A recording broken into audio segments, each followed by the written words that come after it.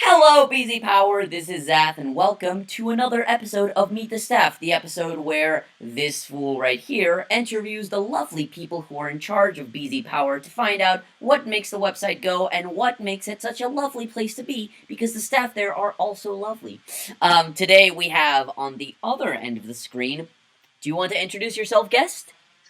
Hi, I'm Scott. I'm Aanchir on BZPower. So that is Scott. He's a premier reporter, a lovely friend, and an even better human being. Although, of course, all of those come together to make the wonderful person sitting on the other side of the screen. How are you doing today, Scott?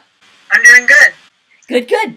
So, I see, well, first off, we're going to get to the mask later on because, not to say anything about all the other guests, I mean, they all look lovely naturally, but I think that is one of the most bombastic entrances we've had for an episode, and I, for one, know that it's going to be a fantastic episode in that case. So, Pablo. Now, before we begin with the questions, let's look at the set that we're going to be building today. Okay, the set I'm building today is 75113 Ray from Lego Star Wars. I've already gotten the pieces out, so I'm ready to begin building at any time. Awesome, awesome. Do you see that, audience? We are so excited for the episode that we've got everything ready and rearing to go. All right, so... Instructions, I have... See, Scott has, like, down to a T how to have a set ready and fun to be built, as opposed to some of us who just sprue us or spread all the pieces everywhere and kind of haphazardly grab at stuff. Lego sets for a long time, Pablo. Hey, see, then that's the thing. It's like, see, I like to think that I'm old enough, but it's like when you go to the conventions or you meet people and you're like, yeah, I have no idea of how to actually do it right. Alright, with that, let us begin with the questions. So, Scott, you're going to be subjected to the question that every Meet the Staff has to begin with. Sorry, I made it sound like it's really bad, but it's actually related to food, so it's gonna be good. You have to choose from one of these four. Which do you prefer? Awesome sauce, cool beans, Nito burrito, or chilled legumes? I think I gotta go with awesome sauce right there. Awesome sauce? Any specific reason why? Well, I don't like burritos. That's as good. That starts things off. There's just a lot of stuff that... And also because, of course, everything is awesome. There you go, see? Boom. That is like cross-promotional. See, I'm telling you, Scott knows everything. How to build the sets, how to bring all the properties together. Alright, well with that, let us jump right into the questions. So Scott, how did you begin as a LEGO fan?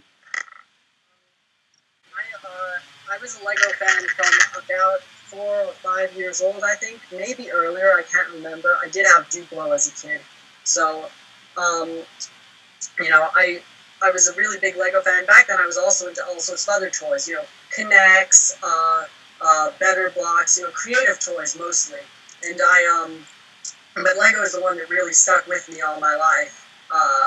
It just offered the most creative opportunities, and, I got to learn so much about what it means to be a toy designer from things I encountered as a Lego fan. Are there any things that you notice now that translated from, when you were a young fan to now, the way that you consider how sets are built?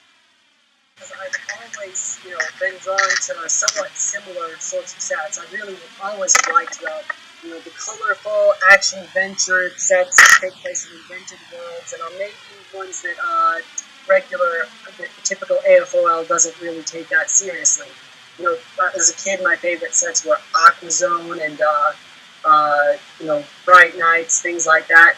Nowadays, I'm into Ninjago, BIONICLE, Elves, and now Nexo Knights, which is really looking awesome. Yeah, for sure. It's just, that's when you see that LEGO, endless amount of ideas to make just amazing sets, for sure. The longer I've been a LEGO fan, the better an understanding I have of why I like the sets that I do, and more importantly, what goes into making them so great for me. I've met so many designers. It's been an amazing experience just to get some insight into what went into all that stuff I've loved as a kid. Right. So, you begin, obviously, as a LEGO fan, and, You definitely talked about some of the specific LEGO lines that you've enjoyed building, that you've enjoyed being a fan of. How did you find your way to BIONICLE in that case? Because there's, a lot of stuff to choose from and a lot of other Lego lines, even within Lego, that you could have stayed with. Why Bionicle? Well, on some levels, it was just a matter of timing. I was let's say 9 or 10 years old, so I had just, a few years prior gotten into Technic, and from Technic I got into Throwbots. Always been really drawn to, the newest, the most exciting things. Might seem a little bit fickle to some people, but Bionicle. When I first saw the ads in Technic, in Lego Technic, mini catalog leaflets. I was really weirded out by the masks and stuff because it was so different from any Lego I'd seen before. But the more I found out about the story, the more attracted I was to it, and I finally got my first Bionicle set from a special offer in the April-May Lego Mania magazine, it was called then. You got those, and you never looked back.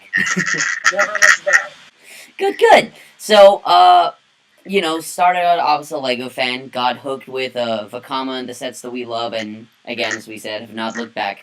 How did you find your way then to the online community, to BZPower? I think I first discovered Lego Bionicle fan sites like BZPower when I was it was in 2003 or 4, I think. At the time, I wasn't a member, but I went there to look at news and pictures of the new sets from Toy Fair and things like that. So I had a pretty good time, reading that stuff. I think it was in 2006 when my brother first joined BZPower. I think his motivation is the same as mine to use the Ask Greg, being able to ask Greg questions about the story. That was shortly after we got our first chapter books, and so my brother Andrew, his like here on BZPower, he joined first, and then I joined later. The names Aanchir and Laikir are names from the Bionicle fanfic he was working on, so not really relevant to me that much today, but it's what stuck, and I tried a few other names, they never stuck, so. And it's nice. It's nice to know that, when people look at the username now, even the name that you use on different websites, to know that it came from, a Bionicle story, a Bionicle website. Yeah, it's kind of scary. It's kind of scary sometimes to have gotten a reputation, around all these things because, people will ask me, will bring up my name in questions like, oh, well, Aanchir probably knows the answer to this, and it's like, well, I sure hope I know the answer. But all these expectations on me now. How does it feel? To be kind of quote unquote of the old guard, to have, if we don't want to use the word reputation, to say that you have the experience, to show that you know things, that you've been a fan for a while, that you've been on different websites. How does it feel to be looked at by some people as a source of knowledge, as a kind of a barometer to know how to judge things? How does it feel? And to have that not even just attached to your name, Scott, but to sometimes have it in discussions as, Aanchir. I'm always very worried about my reputation. I sometimes, I'm very, sensitive to things like, trolling and things. So I like people to think well of me. So I'm always trying to, trying to be respectful, even when I have different opinions than other people. And I'm not sure how well I always do at that, but I try my best. I think you do much better than a lot of us, and it's the internet, so. I just really called me part of the old guard because I've always thought of myself as a younger Lego fan. I'm 24 currently, turning 25 in March, and so it's kind of. But even when I was a younger Lego fan, it always made me feel crazy, like to meet someone else who's like a person I really look up to online, and then it's like, what? This person's actually younger than me? It's astonishing. In real life, most of the people I looked up to, were older than me. I didn't have any younger cousins, really. I had a lot of older cousins. I have a lot of, aunts and uncles, so my role models were all older than me, so it's kind of crazy to be put in this online community where your age doesn't entirely matter, and you're respected for what you bring to discussions, not for how long you've been around. Mm-hmm. That's actually gonna bring me to a special question, but before we go to that question, let us check on the set first. So, how is Ray going? I've gotten the torso skeleton started. I'm on step 8 now, so it's a little bit difficult to build while I'm talking. It forces you to get all those parts of the brain that multitask all together at once. I, it's weird, building while doing other things like watching TV is not always as difficult, but building while talking, it's like I actually have to really think about these questions. Exactly, and it's not even like when you're in a convention where you're playing a game with people that you can just banter about stuff. Instead, it's some Colombian guy with a hat asking you questions about Lego. It's definitely, and this is not a especially simple set, Mm-hmm. It always surprises me when in reviews people say, oh, well, this is a very typical build, and, even a typical build can be a little bit challenging. And a set like this that's different from what I've built before, that's a whole different experience. Right, so it does have that extra level, and it does prove that, even when you're talking with somebody else while building, it's not that easy as it's made to be by some people. Yeah, and I think I have a lot of experiences where I've discovered that Lego building is something that, not everybody's as good at as others. Some people will bring up in conversations, why do sets have to have age ratings and things like that? And it's like, well, because, you have to find something that people will be able to build. Exactly. 7 or so. I had a Throwbots themed birthday party. It was a Lego themed birthday party, but I had Throwbots as party favorites. Mm-hmm. And so many of my other friends who were 6 or 7 or 8 had never touched Lego Technic before, and they had a really hard time building the sets. And that was one of the first times I realized that, hey, this is not just something that I'm good at, but it's something that not everybody is good at, and that I should be appreciative of all this experience I've had. For sure, definitely. That's a really cool way to put it in, especially a way to conceptualize, of things like the age range and aesthetical differences. Yeah. Definitely. And just different styles of thinking and learning, because Lego is very visual, spatial. You're having to work with parts within a space and read the instructions, which are entirely in pictures. And other people who are more verbal thinkers or more kinetic thinkers or things like that might have a harder time with certain sets, but also have an easier time with other sets that are more geared towards their mode of thinking. Exactly, for sure. Well, now we're going to go to the special question that I teased earlier. Now, the cool thing is, audience, this is the first episode where we get a question from the members. And it's very exciting because it means that you can all now finally participate rather than listening to us talk back and forth. And I asked this question because of the discussion that we were having earlier about, being considered, or as I called you, a part of the old guard, and, seeing BIONICLE as maybe one of the more, or even LEGO as one of the more younger members, being part of BZPower, being part of BZP, even during its prime. So this question comes from Fishers64, and Fishers asks... Fishers is great. I mean, all the members are great, but it's cool to know that Fishers helped us out and asked a question. So thank you, Fishers, for giving us a lifeline in this episode of Meet the Staff. So, Fishers asks, what was the BIONICLE community like back in 2006, back in 2007? Would you say it was a rough community? Would you say it was a bustling community? Was it good that it was bustling? Was it a bit detrimental sometimes? It was a very busy community, and sometimes that was a little bit frustrating. I've always, I'm not really a night owl. I don't tend to stay up late, but once I joined BZPower, that sort of started to change, because there are times when I get so busy writing a post, and as people know, my posts tend to be really long, and that's not always because I want them to be really long. So I got to this point where I sometimes, have a hard time getting to bed at a reasonable hour, because I'd be so engrossed in all these conversations and have so many windows open. We didn't have tabs back then. That's another thing. Back in my day. Anyway, it was really busy. Back then I felt like a nobody because there were so many other people who were so, at least it felt like they really knew what they were talking about, and they and like I didn't have all that expertise to bring to the table. It wasn't until I started studying the Lego color palette years later that I really had something that people would count on me to know. Otherwise, but back before that, I was just a guy with sometimes unpopular opinions who chime in every now and then. Yeah. Is that the reason why you kind of started looking at the Lego color palette and then maybe more seriously started looking at the design of Lego sets, or was there a confluence of reasons for getting into that?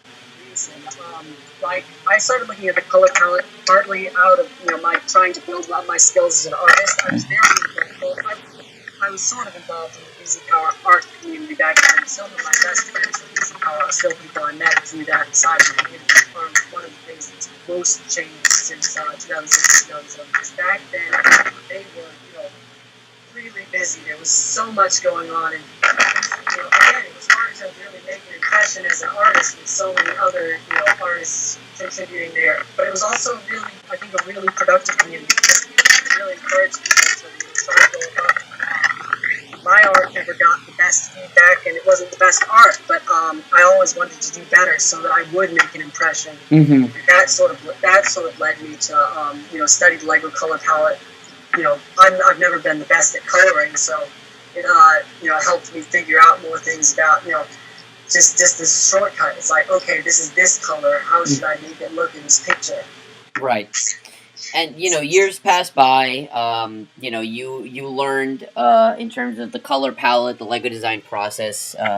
The BZP community maybe dwindled a little bit, but on the bright side, it gave some of us a little bit more breathing room. And there's a select few who, after that, like you, like me, moved on to the next level and became staff on BZPower. So how was that?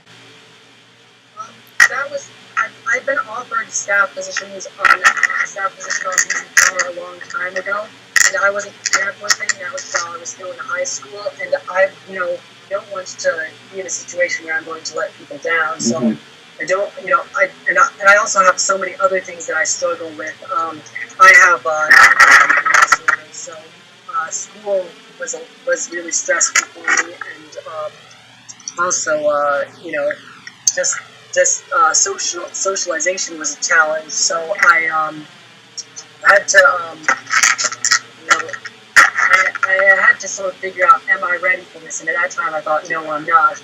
Later on, I took on the first staff position I ever got was on BIONICLE Sector 01, the BIONICLE Wiki. And that was even though I feel a little bit I have misgivings about my time there, just because I feel like I didn't accomplish as much as a staff member as I should. But it gave me a little taste of responsibility, and late last year I got the offer to become a BZPower staff member, and I decided, what, I'm at the point where I'm out of school. I'm at the point where I think I'm ready to try this. Before we ask a little bit more about BZP, I'm going to ask another question relating to another question from Fishers. She asked, what other LEGO websites were you on, in addition to BZP? And what was that like in comparison to BZP, in contrast to other sites? I joined Eurobricks back in 2009 when I first turned 18. Because you have to be 18 to be a member there, or that's what the rules say anyway. And I joined that for much the same reason I joined BZPower, which is told to people from LEGO. Mark Stafford is there as a user and was very active at that time. I joined Eurobricks for that reason, and that's where I first started to make a name for myself, for my knowledge of the Lego color palette, mostly because people would count on me to tell them what each color and what these color names that were so unfamiliar actually meant.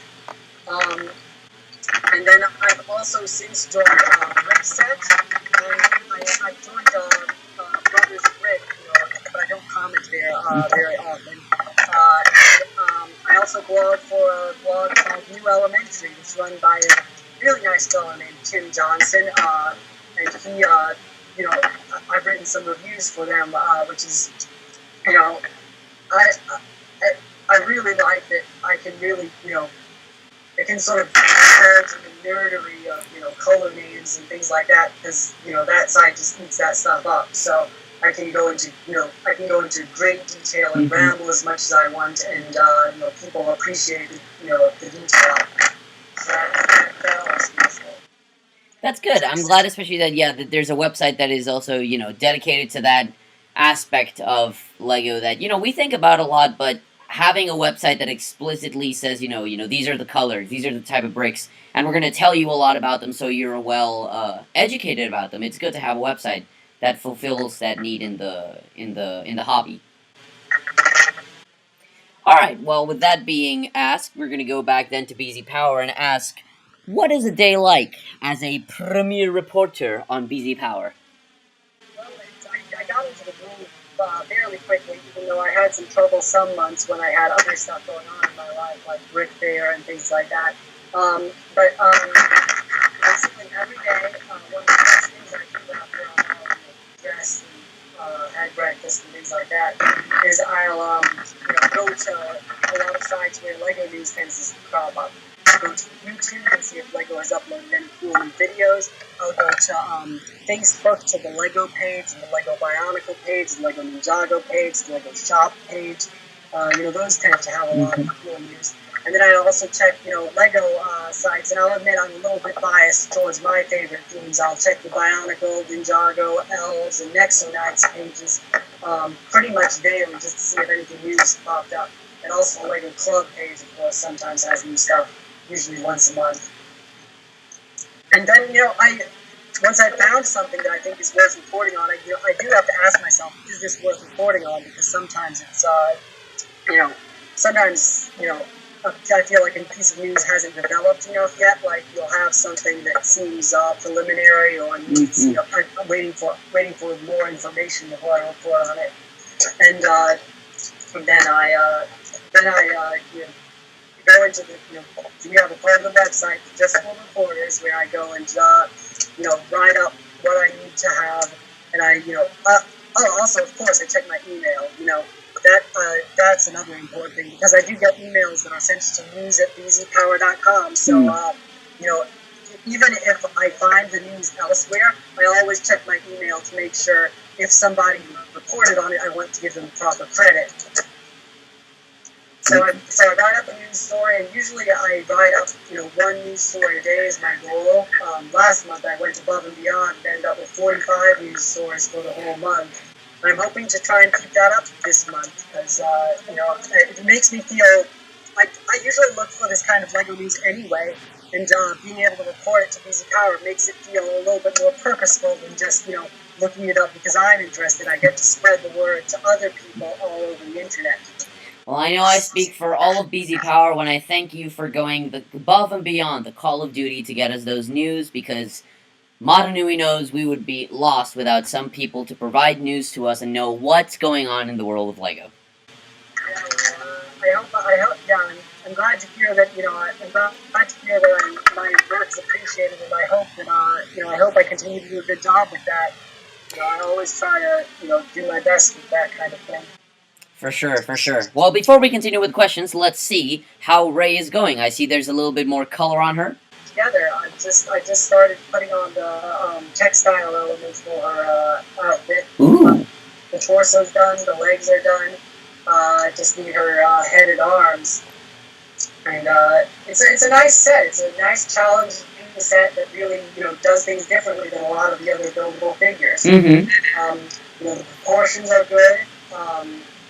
But the outfit is colorful, which is a nice thing for me, because I always like colorful sets better than ones that are just monochrome. And so far, it really does look like it does bear a good likeness to the character. Good. I'm glad to hear that, especially, with a... when you have something, I mean, obviously with Star Wars, but combine, a new Star Wars movie with Lego sets, and you want to make sure that you have a set that's, fun, unique, intricate, but still easy enough to build, kind of, but, so it's good to hear that it's got a mixture. Yes, you want it to be authentic, having a solo set, sometimes it can take a break from the authenticity of something goofy like the soloist micro-titles. But most of the time, you want soloist fans to feel like, yes, I recognize that, and it looks how it should. Exactly. And it's good to hear that at least this set, for now, looks to be hitting that mark. Alright, well, we are going to continue now with the questions. We're going to switch now to the real-life aspect of things. What's it like being a LEGO fan and also being a real-life person? Do people know about you being a LEGO fan? Is it something you keep hidden away, or are you wear it as a badge of honor? I don't try to hide it or anything. Like I wear my BZPower t-shirt right now. And when I was in high school, I was voting for things, but usually not for Lego because as a person on the autism spectrum, there were other reasons that made fun of me for things, like awkwardness, speech impediments, things like that. So the Lego fan didn't make me much. Also, I have a twin brother who likes Lego. I wasn't alone in it. And that made things a little bit easier. Once I got, and after my first year in college, I found that being a Lego fan wasn't really something that's so stigmatized. Mm-hmm. Like it might seem for younger kids, it might seem hard in school, with everyone trying to be more grown up than everyone else. But once you're actually an adult and people recognize you as an adult, they're not going to judge you nearly as harshly. That doesn't mean there won't be judgment or there won't be stigma, but it will be it'll be a little bit more bearable, especially once you have the confidence that yes, you are an adult and you can liking what you like is okay. For sure. That's really good to hear, and I think it's definitely hopeful in a good way for kids to hear that when you grow up, a lot of people want to go back to the things that were cool all along, and so we get to be part of the cool group that continue to build with Lego.